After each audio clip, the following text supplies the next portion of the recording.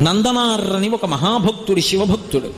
ఆయన జన్మతః ఆయనకి అంత గొప్ప శివభక్తి ఏర్పడింది. తిరుప్పంగూర్ అనబడేటటువంటి క్షేత్రంలో పరమశివుడికి ఉత్సవాలు జరుగుతున్నాయంటే చూడడం కోసమని వెళ్ళాడు. శివాలయం అంతరాలయం వరకు ఆ పిల్లల్ని రానివ్వలేదు. నందీశ్వరుడి వెనక ఉన్నటువంటి ధ్వజస్తంభం వరకే అనుమతించారు.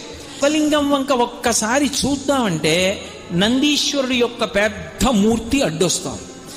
ఆయన ఆర్తితో మనసులో చెప్పుకున్నాడు, శివ నిన్ను చూడాలని బయలుదేరి వచ్చాను. ఈ నంది అడ్డంగా ఉన్నాడు, నన్న ధ్వజస్తంభం దాటి వెళ్ళనివ్వరు. ఇక్కడి నుంచి నాకు నీ దర్శనం అవ్వట్లేదు. శంకర ఎలా అనుగ్రహిస్తావో నన్ను అనుగ్రహించమని అడిగాడు.